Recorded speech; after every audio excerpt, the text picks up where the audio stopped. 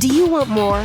More time, more balance, more love, more sex, more money, more real, and less bullshit? This is the Women Wanting More podcast with Dr. Karen Osborne. Real life, real stories, plus real tips to get you more of what you want.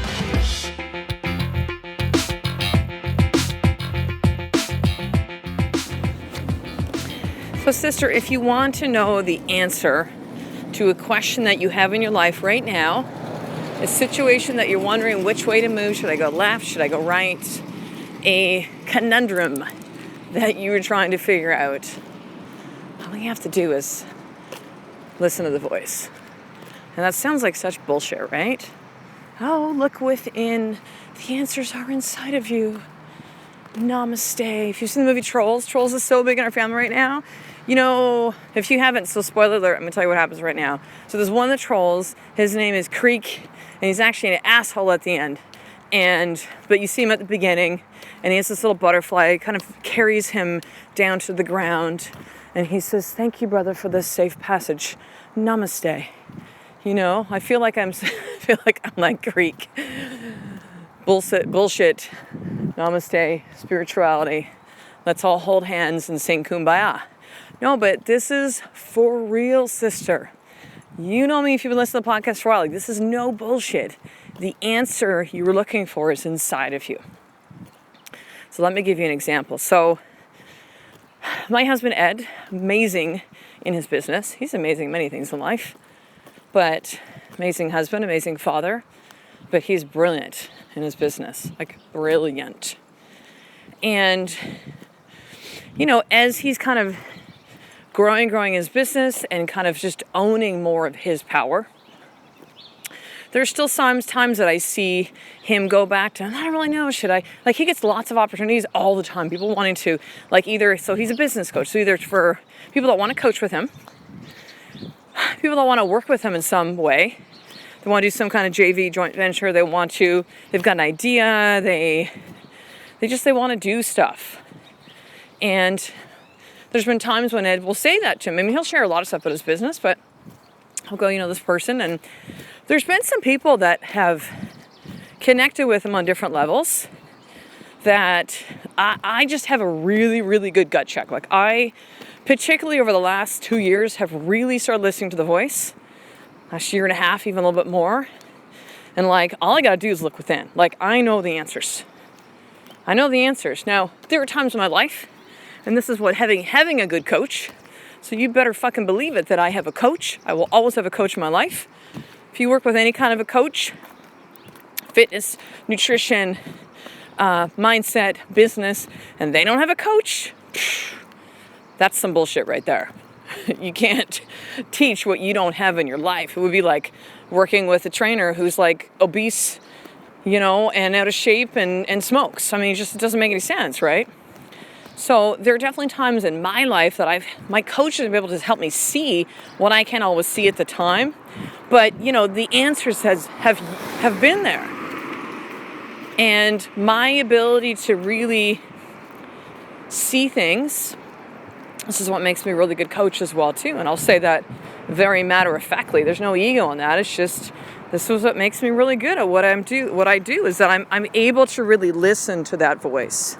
So there's been times in my coaching practice, let me readjust here as I put on gloves. A little bit of a chilly morning here in Victoria. So I'm walking back from dropping off my big boy Tyson. But there's been many times when I've been coaching women, either one-on-one or in group masterminds, that I've just listened and something tells me to go left or to go right or to ask this question or to stop and listen. It's just, the way that you can really listen to the voice is you be really present. Now, at first, it's like a skill. Like, if you've numbed and squashed that voice for years, which most adults have, then it's not going to really appear, right? It's not going to really be there because you've squashed it for so long. The voice is like, you know what? Fuck you. I've been telling you all this stuff and you're not listening. So we're just going to go over here. And when you're ready, I'll be back here for you. So it's going to take a little bit of time, but it's like riding a bike, right? Like, you get back to that again. The voice, that inner knowing, intuition, wisdom, spidey sense, what you feel in your gut, however you want to word that. And so some of the people that have, approached Ed, and some of this is people that he's been talking to for a long period of time about, hey, we should do business with and stuff. And it was interesting because he had some information that was shared with him about somebody yesterday. And, this person just basically said, like, watch, right?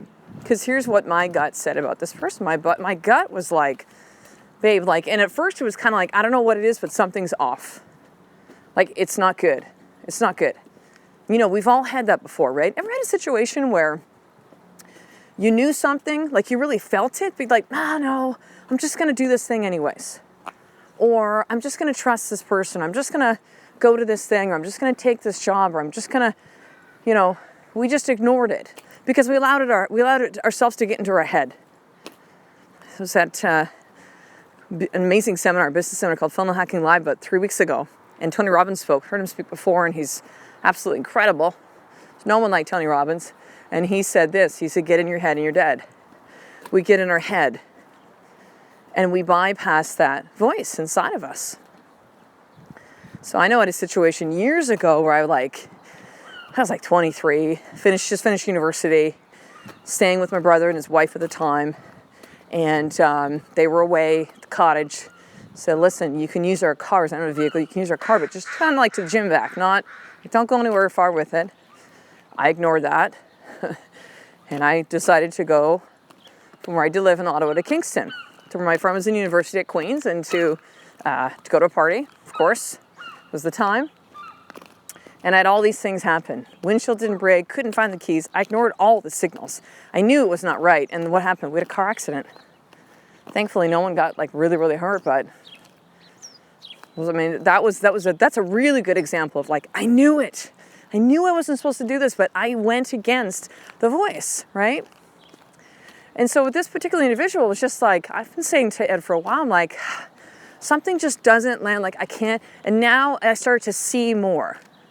I start to see. And what I shared with him, I said, look, this is just what I see. I see this person as a taker. I see them as an opportunist. I don't see what you see. I see something different. And I'm out of the equation, right? I have no connection. There's no emotional attachment. This person's not my friend. It's just, it's hard, right, when we're within it to kind of see those things. And sometimes we want to see things.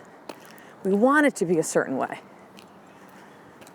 The house that we're living in, which we moved into, we moved to here in Victoria. We've been living here now for, how many months now? 7 months. Moved here August of 2016. When the opportunity came up for us to buy this house, I really wanted this to be the house. But yet, I kept not making a decision. And the reason why, that I see now, I knew at the time. It's like, it wasn't the right house. It's not the right house. It's beautiful. I still look at it and go, why are we not choosing to buy this house? But the voice is telling me it's not it. That's it. And so my conversations with my husband, Ed, even though he's so brilliant, sometimes when we're in it, when we're in that relationship, when we're in a situation, we can't see things.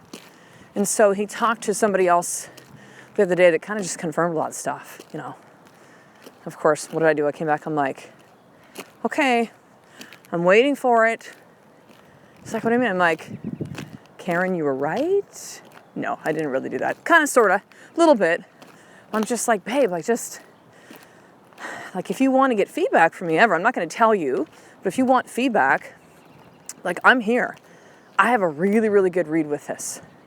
I listen to the voice all the time and follow. And so guess what the voice does? It goes, oh, good, you did that. Awesome. Let me give you some more. Here's something else. Here's something else. Here's something else. I utilize it like a muscle, right? You'll keep getting that feedback. Now it's grounded in what I want and why I want what I want, and my commitment to get the things that I want within my life, with my marriage, with my business, with my body, with my family. The same voice that also said to me when we first moved here, which was, I started boxing with a trainer for a little bit less than 2 months when we lived in Alberta before we moved here. And as we kind of got a little settled, I'm looking at gyms and stuff like that. And I've been lifting for, at that point, I'm not even kidding you, 32 years, from 15 to 47. Always lifted weights, always. Done CrossFit the last 8 years, love it. Completely shifted my life, transformed my body, stronger than ever, all of that.